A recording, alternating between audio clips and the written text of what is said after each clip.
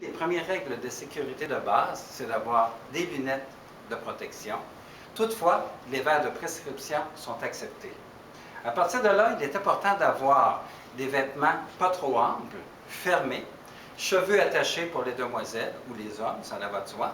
Et à partir de là, toujours, dans la mesure du possible, un pantalon long et des souliers fermés. Aujourd'hui, nous allons voir les principes de sécurité pour bien utiliser une perceuse à colonne. Donc ici, j'ai une perceuse à colonne qui, a priori, est déjà fixée au plancher, très important.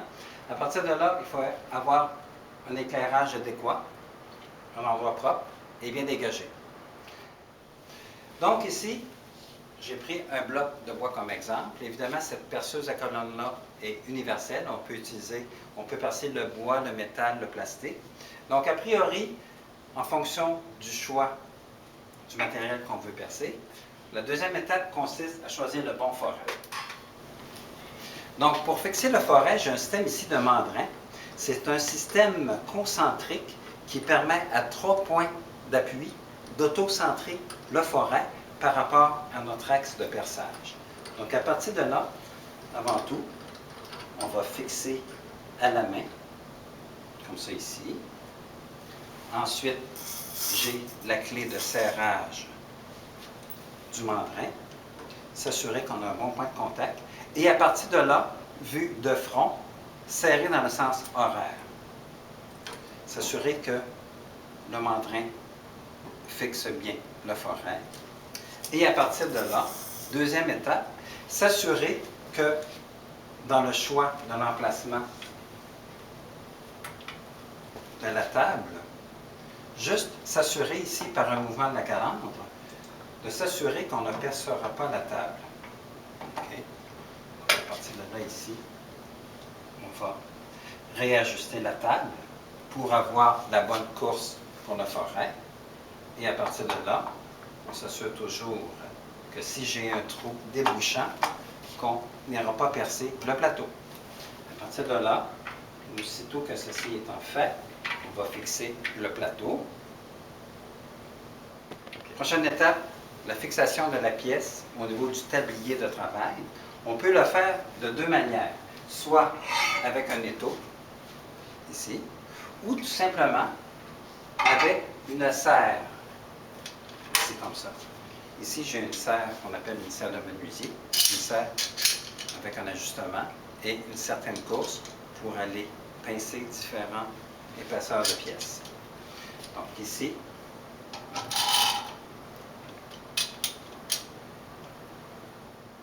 et voilà, la pièce est bien serrée, le plateau est bien fixé. On s'est assuré tout à l'heure que c'est un trou débouchant, donc on n'allait pas passer dans l'étau. La pièce est bien serrée. Donc, prochaine étape, ici vous avez une petite lumière éclairage. C'est plus convivial, ça permet un travail de meilleure précision. Et à partir de là, ici, j'ai le cache qui va protéger le mandrin rotatif ainsi que le forêt. Ici comme ça. Donc, prochaine étape, on s'est assuré que tous les réglages avaient bien été effectués et dans des paramètres de sécurité. Et à partir de là, ici, vous avez l'interrupteur. On va amorcer en pesant sur le bouton vert et arrêter l'arrêt d'urgence. OK? Donc, à partir de là, donc, on amorce la machine. À partir de là, ici, je peux commencer à descendre le forêt dans la pièce. Un retour à l'arrière pour un dégagement des copeaux.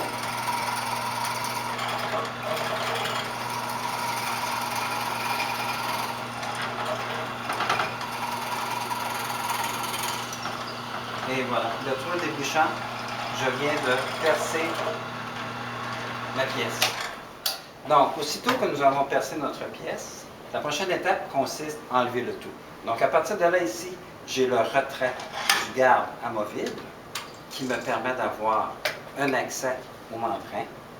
Avant tout, il faut s'assurer que, lorsque l'on a terminé, qu'on dégage notre endroit proprement, n'est-ce pas? Donc ici, avec un petit balai prévu à cette fin, petite poubelle. On enlève le plus gros comme ça ici. Comme ça ici. Ensuite, retrait de la pièce. Retrait de la pièce. Donc, ici, trou débouchant, n'est-ce pas? Et, dernière étape, le retrait du foret. Toujours avec la clé prévue à cette fin. Et vu de front dans le sens anti-horaire, on s'assure que le membrane est bien dégagé. Et à partir de là, à la main, on va retirer le foret et le replacer dans sa boîte respective. Rebonjour, ici je vais vous présenter le coin ponçage. Donc ici, on a deux machines. Ici, vous avez la ponceuse rotative et ici, la ponceuse à rouleau. Les deux ponceuses sont indépendantes. Ils peuvent fonctionner soit une et l'autre ou simultanément. Toutefois, pour activer une des deux machines ou les deux, il faut que le système de captation qui est ici à l'intérieur de la boîte, un système d'aspiration, un aspirateur, il doit être actif. Okay? Ce qui veut dire que si j'essaie d'amorcer les deux machines,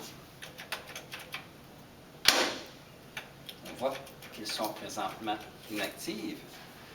On va devoir amorcer le système de captation à l'intérieur.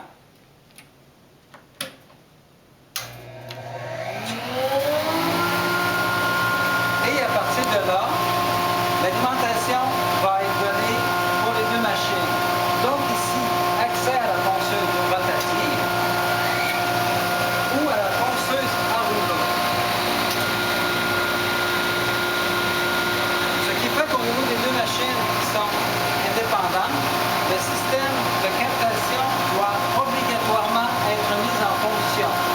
Si j'arrête le système de filtration, c'est un arrêt automatique au niveau des deux machines. On peut revoir ici, on essaie de réamorcer, c'est impossible. Donc ici, pour la ponceuse rotative, on peut remarquer qu'il y a un mouvement inertiel qui est très très élevé avec le moteur et le système de rotation. Toutefois, pour la cause, on peut tout simplement arrêter la rotation ici par un système de frein. Donc, pour la démonstration, toujours activer en premier lieu le système de captation de poussière. Nous allons commencer par la ponceuse rotative.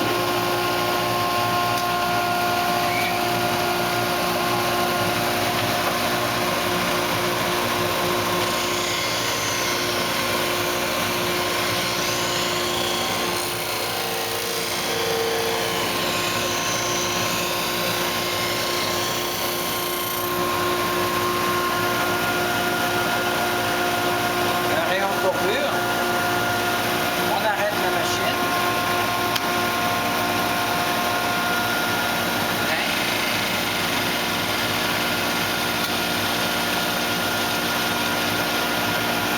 Ensuite, essai sur la ponceuse à rouleau.